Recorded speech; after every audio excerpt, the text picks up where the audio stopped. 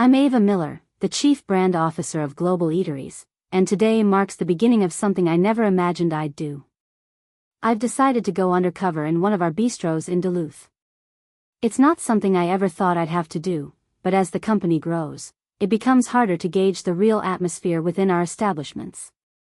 I've heard whispers, read reports, and seen some concerning reviews about the service, and I knew I couldn't rely on second-hand accounts anymore. I had to witness it for myself. I don't want to be seen as the boss who's out of touch with the daily operations, so I'm adopting the guise of Chloe, a new employee. In my mind, this is the best way to get an honest perspective on the inner workings of our company. I've been told that we have a good team in Duluth, so I expect to see hard-working people, passionate about service, but I've learned not to take anything at face value. As I walk through the front door of the bistro, a mix of excitement and anxiety twists in my stomach. I'm not nervous about the work itself. I've worked in restaurants before, but this time, it's different. I'm not here as Ava Miller, the brand officer. I'm Chloe, the new hire, trying to blend in and learn as much as I can. The first day is a whirlwind of getting settled in. The staff is polite, and the place is busier than I expected.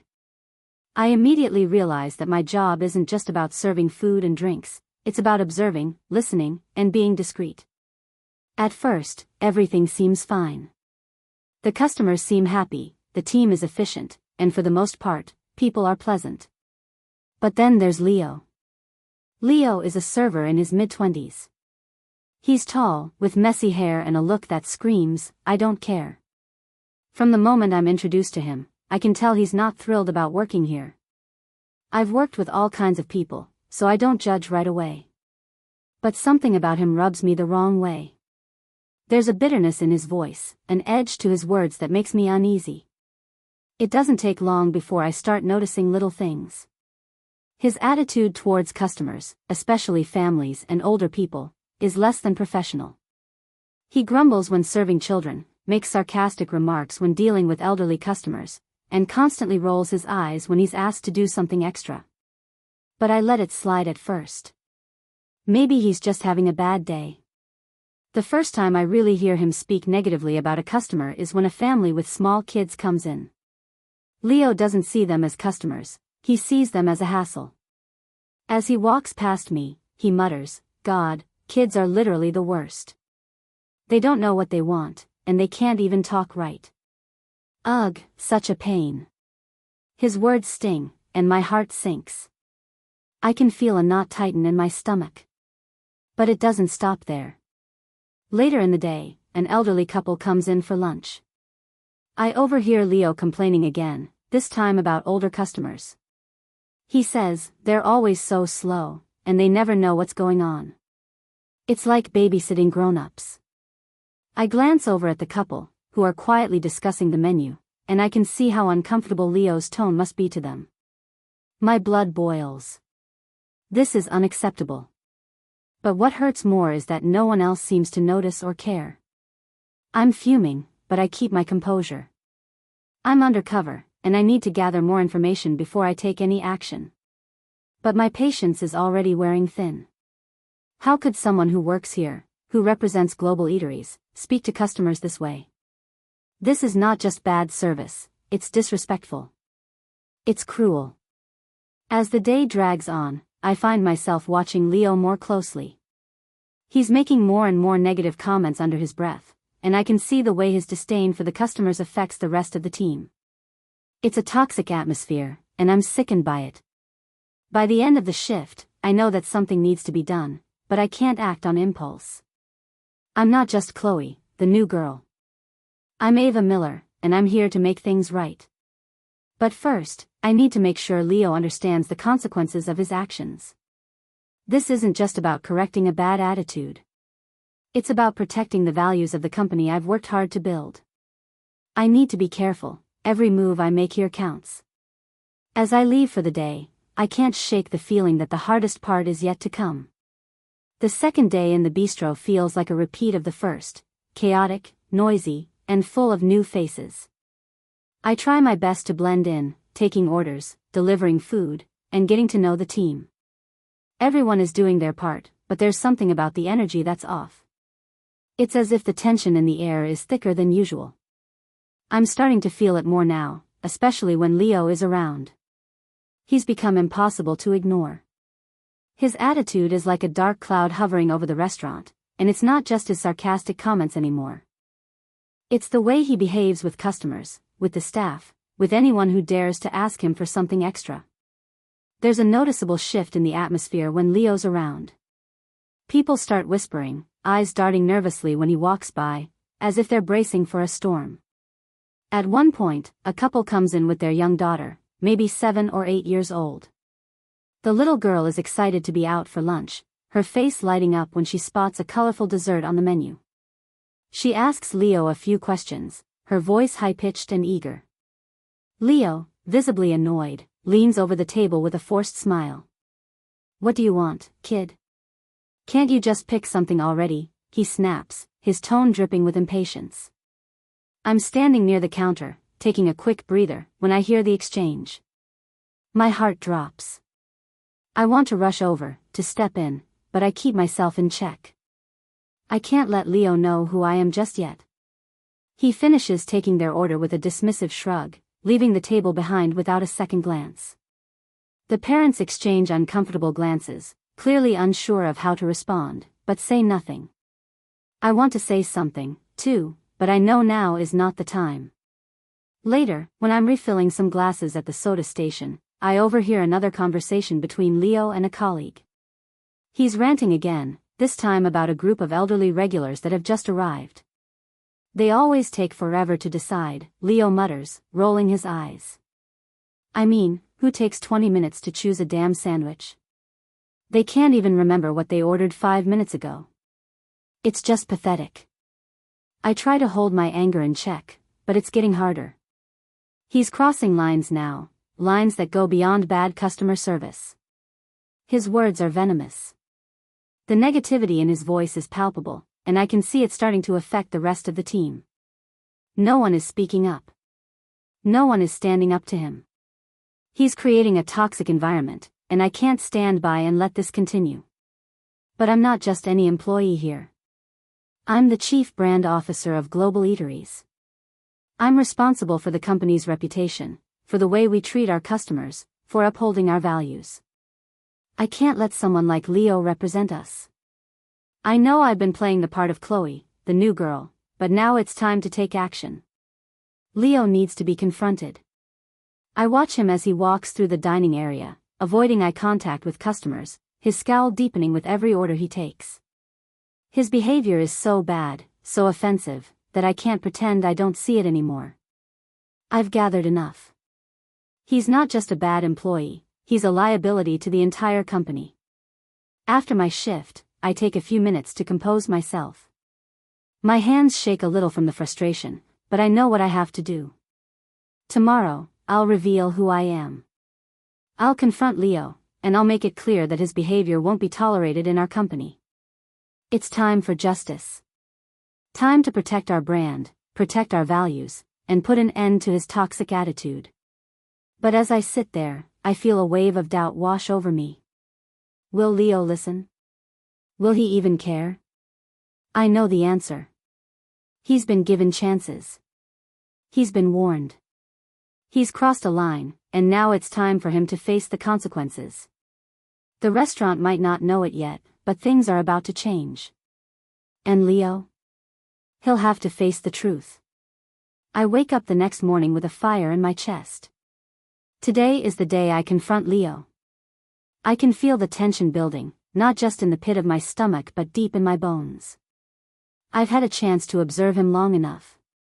The uncomfortable interactions, the dismissive attitude, and the racism, it's all too much.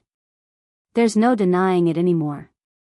He doesn't belong here, and it's time to make sure everyone knows that this kind of behavior has no place at Global Eateries. I arrive at the bistro earlier than usual, hoping to catch Leo before the rush begins. I don't want him to be surrounded by customers or other staff when I break the news. I need to see his reaction clearly, without any distractions. As I step into the back of the restaurant, I spot him immediately. He's sitting at the counter, half-heartedly wiping down a tray, his eyes glazed over in boredom. For a moment, I just stand there, watching him. He seems so unaware, so disconnected from the world around him. He doesn't know that his actions have been under scrutiny for days now. He doesn't know that everything is about to change for him. I walk up to the counter, my heart pounding. "Hey, Leo. Can we talk for a second?" He looks up, a lazy grin spreading across his face. "What's up, Chloe? You look serious. Something wrong?" I steel myself, keeping my voice calm. "It's not about the job, Leo. It's about you." His grin fades slightly, confusion creeping into his eyes. "Me? What did I do?" I take a deep breath. "It's not what you did, Leo. It's how you've been treating our customers. Your comments, your attitude, it's unacceptable. You've been rude, dismissive, and racist. And I'm not going to stand by and let that go on any longer." Leo freezes. His eyes widen in disbelief, and for a moment, he just stares at me, as though he doesn't fully understand what I'm saying. "Wait, what? What are you talking about? I don't know what you're—" "Don't deny it," I interrupt him, my voice growing firmer. "You've made comments about children, elderly people, and customers from different backgrounds. You've made it clear that you hate dealing with certain types of people, and I can't let that slide. You're creating a toxic environment here." He's quiet for a beat, processing my words, but the arrogance returns to his face. "Oh, so now I'm the problem, huh? You really think I'm the one causing trouble? People are just too sensitive. Everyone's walking around acting like you can't say anything anymore." I feel my anger rise, but I keep it in check. "It's not about being sensitive, Leo. It's about respect. The customers who come here, no matter their age, their race, or their background, they deserve to be treated with dignity. And you've failed them. You've failed us." He scoffs, rolling his eyes. "Whatever. You don't get it. It's just a job. You don't even know what it's like to actually work here. People are rude, and customers are worse. I'm just being honest." The words hang in the air between us, heavy with the weight of his entitlement. I can see now that he isn't just a bad employee, he's someone who genuinely believes that his behavior is justified. He thinks his actions don't matter, that it's all just part of the job. He doesn't realize that his words are poisoning the atmosphere, turning what could be a welcoming space into one that feels hostile. I shake my head, my voice unwavering. "No, Leo. The problem is you. You don't respect people. You don't understand what it means to represent this company. And I won't let you continue to harm the reputation we've worked so hard to build." His eyes narrow, and for the first time, I see a flicker of something other than arrogance, fear. "What does that mean? Are you gonna fire me or something?" I nod. "Yes. I am." There's a long silence as he processes my words, and then his face twists in disbelief. "You can't be serious. What am I supposed to do now? You're really firing me over a few comments?" "It's not just a few comments, Leo. It's your attitude. It's how you treat people, how you make them feel. And I can't allow someone like you to represent Global Eateries. You're done here." He stands up abruptly, pushing the chair back so hard it hits the counter. "This is bullshit. You don't know what you're talking about. Screw this job." I watch as he storms off, the door swinging shut behind him with a force that echoes through the empty bistro. I let out a breath I didn't realize I was holding. It's over. Leo is gone. But as I stand there, I can't help but feel a mix of relief and sadness. Relief because I've done what needed to be done, but sadness because it never should have come to this. I had to act. I had to protect the company's values, but it's hard to feel good about firing someone, even if he deserved it. As the morning rush begins, I know there's more work to be done. I have to address the culture at this bistro, ensure that everyone here understands what we stand for, and make sure something like this never happens again. But for now, I allow myself a moment to breathe. Justice has been served. The rest of the morning feels surreal, almost like I'm watching the events unfold from a distance.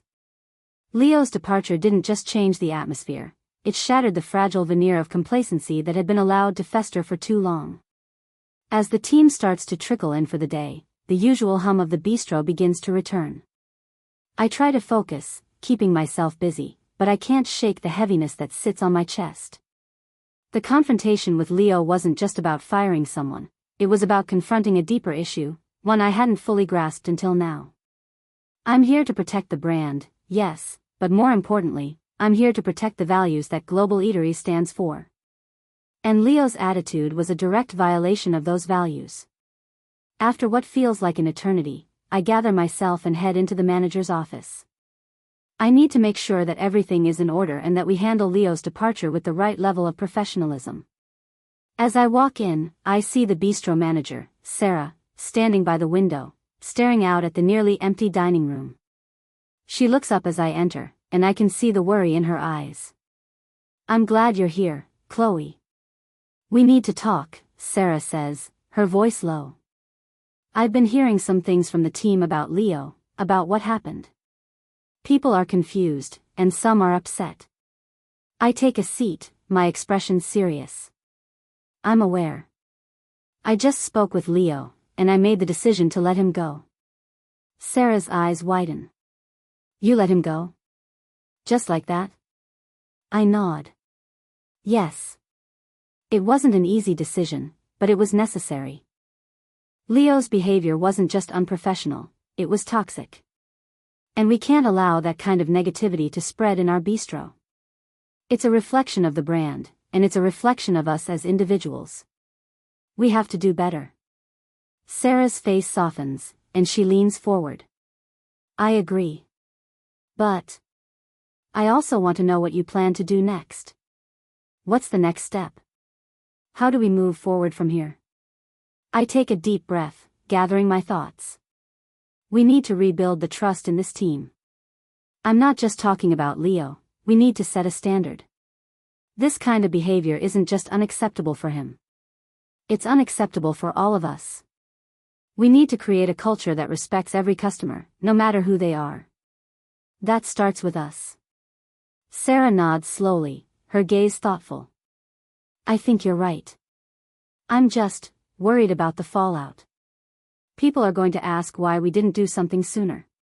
Why it took you, of all people, to come in and make the call. It'll raise some questions." I hold her gaze, my voice firm. It's not about when it happened. It's about what we do now. We fix it. We make sure that this doesn't happen again. And we show the team what it means to be part of a company that values respect and inclusivity. We can't afford to let this slide anymore.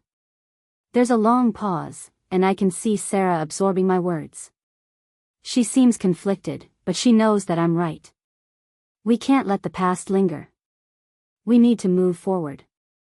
"I'll talk to the staff," she finally says. "I'll make sure they understand. We're in this together, and we'll all do better." I nod, feeling a small sense of relief. "Thank you, Sarah. I'm going to take some time to address the entire team. I need them to hear it from me, and I need to make sure they understand that this is not just about firing one person. This is about creating a space where everyone feels welcome." Sarah stands up and walks over to the door. "I'll get things organized. Let me know when you're ready." As I step into the dining room, I can feel the weight of what's ahead. I have a lot to say, and I need to make sure I say it right. The team needs to understand that this isn't just a reprimand, it's a wake-up call. A chance to rebuild, to do better, and to show that Global Eatery stands for more than just good food. It stands for respect.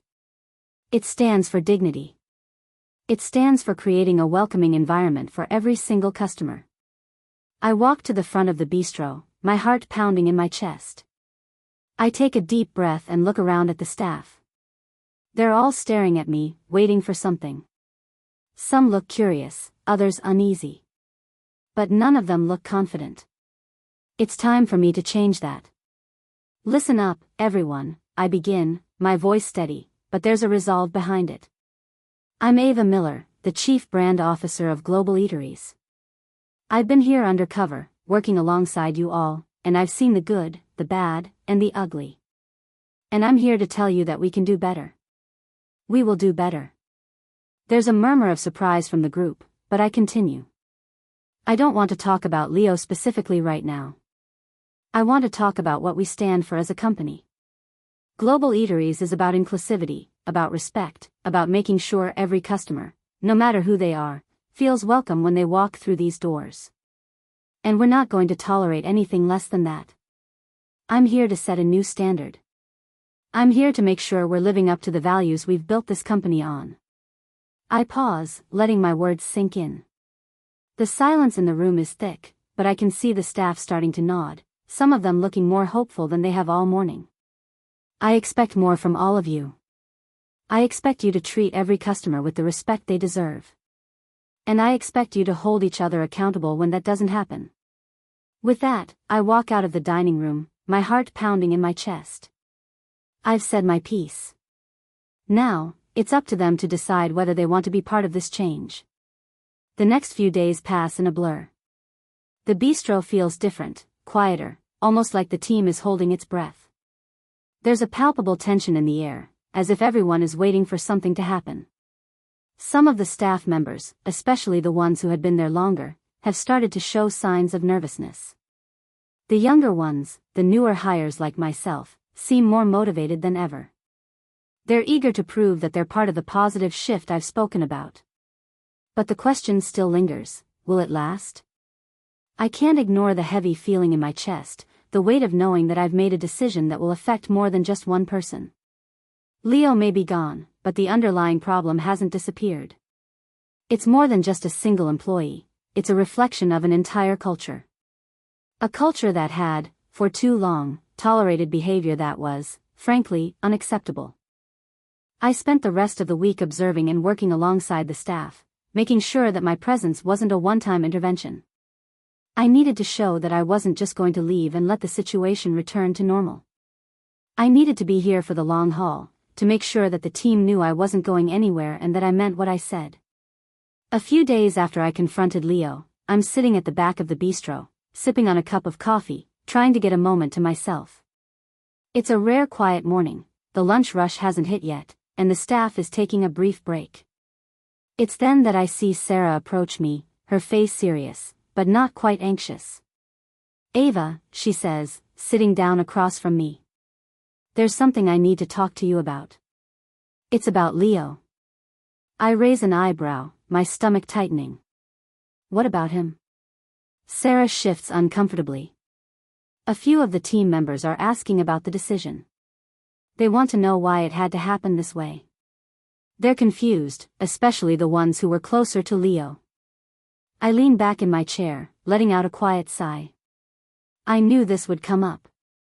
We just need to be sure the rest of the staff understands why Leo's gone. Some of them aren't getting it, and it's causing discomfort, she continues. They're questioning whether we made the right decision, or if it was too harsh. I nod slowly, digesting her words. This was inevitable. Leo's attitude may have been toxic, but for some of the staff, he was just another colleague. They'd worked alongside him, and now they were left to reconcile his departure with the reality of their own workplace dynamics. "We can't let this linger," I say, my voice steady. "It's about more than just Leo. This is a lesson for everyone here. We need to show them that this kind of behavior won't be tolerated, and that we can do better as a team." Sarah seems to consider this for a moment. "So, what do you want to do?"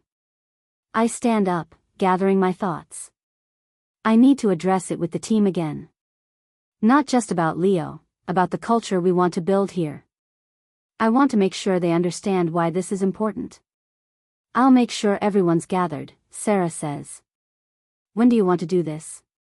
"Now," I say, the word coming out more firmly than I intended. "I want to do it before the lunch rush. They need to hear it while we still have the time and space to talk." Sarah nods, and I can see that she understands the urgency. She gets up and starts calling the staff together. As I stand there in the back room, I feel the weight of what's coming. I'm not just addressing a problem anymore, I'm reshaping the future of this place. Within minutes, the team is assembled. There's an uneasy silence in the room, everyone standing in a half-circle around me. The younger staff members are watching me with wide eyes, the older ones with a mixture of skepticism and curiosity. They're waiting for me to speak, to give them the answers they need. I take a deep breath before I begin. I know things have been tense this week. There's been a lot of uncertainty, and I know some of you are still processing what happened with Leo.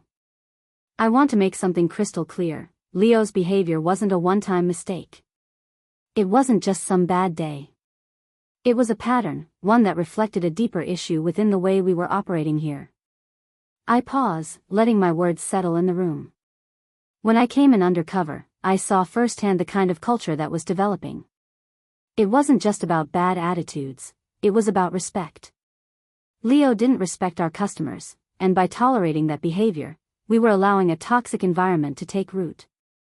That's why I made the decision to let him go. I look at each member of the team, hoping my words are getting through. This is not about singling anyone out. This is about all of us. We're a team. And as a team, we need to hold each other accountable. We need to be better.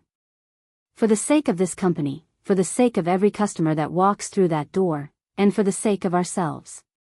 I can see some of the staff members nodding now. The tension seems to be easing, but I can also see the wheels turning in their heads. They're processing this, trying to make sense of the change.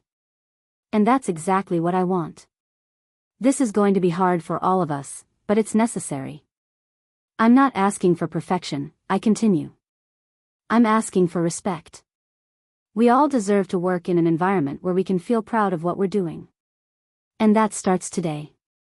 We are going to do better, together. There's a long silence after I finish speaking. For a moment, it feels like everything is hanging in the balance. And then, one by one, I see the staff nod, some offering small smiles, others simply agreeing with quiet affirmations. It's not the loud, enthusiastic response I might have hoped for, but it's enough. It's the beginning of something new. We'll do better, Sarah says quietly from the back of the group. I nod, my heart swelling with a sense of accomplishment. It's not perfect, but it's progress. This is the first step in rebuilding the culture I know we can have. A culture built on respect, professionalism, and the understanding that we are all in this together. The decision has been made. Now, it's time to follow through. The days that follow are filled with small but significant shifts. The atmosphere at the bistro feels lighter, more focused. Staff members are more engaged, more conscious of the way they interact with customers and with each other. There's a noticeable change in the energy of the place, one that feels like a breath of fresh air after holding it in for far too long. It's not a perfect transition, though. Old habits die hard. There are moments where the tension threatens to creep back in, but each time it does, I see someone step up, someone make the right choice. I see new dynamics forming, as the team works together to create a space where respect and inclusivity are at the forefront. It's exactly what I wanted to see. I'm still coming in every day, working alongside them, not as Chloe anymore but as Ava, the chief brand officer who is committed to making sure the values of this company are upheld at every level. I make sure to interact with the staff, checking in with them to ensure that the changes are sticking, that they're holding each other accountable and continuing to foster a positive environment. I make it a point to walk through the dining area often, watching how the staff interacts with customers. There's less tension now, more smiles, more genuine effort to provide the best service possible. It's clear that the team has taken to heart the lessons we discussed in the meeting.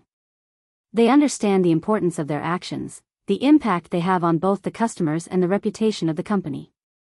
One afternoon, as I'm helping serve a table, I see Sarah in the corner of my eye, standing at the back of the room with a group of the younger staff. She's laughing, talking to them in a way that feels different from before. There's a camaraderie in her movements, a new sense of purpose. And for the first time since I've been here, I see her as a leader, someone who's taking responsibility and making sure the culture of respect and teamwork thrives. As the evening rush begins, I'm standing by the kitchen door, watching the team work in sync, communicating more effectively than ever. I can feel a sense of pride bubbling up inside me. This is why I came here undercover, to make sure that our company could not only deliver great food but also deliver an experience that everyone could be proud of, from the staff to the customers. I've seen the hard work of these people, and it's paying off. Then, just as I'm starting to relax, I hear a familiar voice from behind me. Ava, you've done it. I turn around to see Sarah standing there, a wide smile on her face. She's been with Global Eateries for a long time, and she knows better than anyone how important it is to set the tone for the team. You've really turned things around. I think the team is finally starting to get it. I smile back, the weight of the past few weeks lifting off my shoulders. It wasn't just me. It was all of us. The team stepped up. It's the culture we're building together that's making the difference. Sarah nods, clearly proud of the work that's been done. We'll keep building. We'll keep improving. I can already see the difference in how people are talking to each other, how the energy's changed. You've set us on the right path. I pause, taking a moment to reflect on everything that's happened. Leo's departure was just the start.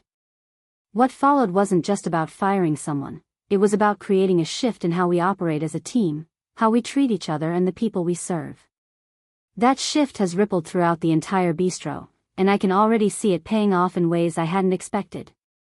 Thanks for sticking with it, Sarah, I say, my voice sincere. I couldn't have done it without you. She gives me a knowing smile. We're in this together, Ava. We've always been. You've just reminded us what we're really here for. I nod, feeling the weight of her words settle in. We are in this together. I came here to fix a problem, to uncover the truth, but what I've learned is that change doesn't happen with one action. It's a series of decisions, big and small, that lead to transformation. And this team? They've proven they're ready to take that journey. The rest of the night passes smoothly, the bistro running like a well-oiled machine.